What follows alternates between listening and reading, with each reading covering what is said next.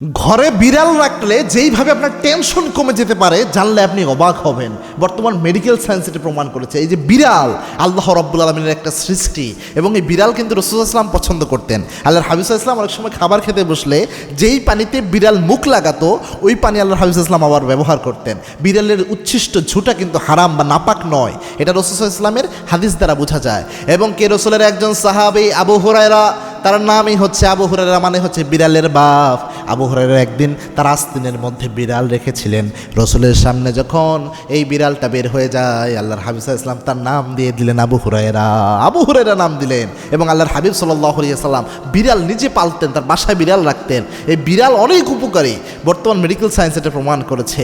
এবং আল্লাহর হাবিব সাল্লাল্লাহু আলাইহি ওয়াসাল্লামের এই জন্যই পছন্দ ছিল। বর্তমান বিজ্ঞান প্রমাণ করেছে কারো বাসায় যদি বিড়াল থাকে, এই বিড়ালের মধ্যে আল্লাহ রাব্বুল আলামিন এমন চমৎকার একটা বিষয় দিয়েছেন, যেই একটা তিনি এই ওয়েদারের মধ্যে আপনার বাসায় যখন বিড়াল থাকবে, বাসার যে পরিবেশ, এই পরিবেশে এই ওয়েদারের মধ্যে এক ধরনের সেই স্ট্রেস হরমোন কমানোর মতো এক ধরনের ওয়েভস ছাড়বে, তার শরীর থেকে এটা বের হয়। অর্থাৎ আমাদের ব্রেনে আমরা যে টেনশন করি, অনেক বেশি প্যারেশানি হই, অনেক হতাশায় চলে যায়, ডিপ্রেশনে চলে যায়, এগুলো আমাদের যখন আমরা এরকম হই তখন আমাদের ব্রেন থেকে এক ধরনের স্ট্রেস হরমোন ছাড়ে, যার কারণে আমরা হতাশায় চলে যাই, আমরা টেনশনে চলে যাই।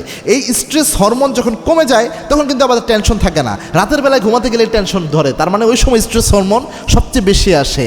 এই জন্য ঘরের পরিবেশে আপনার যে আবহাওয়া ওয়েদার রয়েছে, এটার মধ্যে স্ট্রেস হরমোন কমানোর মতো এক ধরনের ওয়েভ বিড়ালের শরীর থেকে পজিটিভলি এটা আপনার ঘরের মধ্যে থাকবে, যদি আপনার ঘরের মধ্যে বিড়াল থাকে। আল্লাহু আকবার। আল্লাহর হাবিব সাল্লাল্লাহু আলাইহি ওয়াসাল্লাম এই জন্য ঘরে বিড়াল রাখতেন। রাসূল সাল্লাল্লাহু আলাইহি ওয়াসাল্লাম ঘরে বিড়াল রাখার ব্যাপারে সাহাবা একরামকে উৎসাহিত করতেন। এটা রাসূলের সুন্নত বলা যায় একরকম। সুতরাং আমাদের এই বিষয়টা যদি আমরা গবেষণা করি, আল্লাহ যে কী নিয়ামত দিয়েছেন এবং কে এই সৃষ্টিগুলা, সমস্ত সৃষ্টিকে আল্লাহ রাব্বুল আলামিন দিয়েছেন আমাদের কল্যাণের জন্য, আমাদের উপকারের জন্য।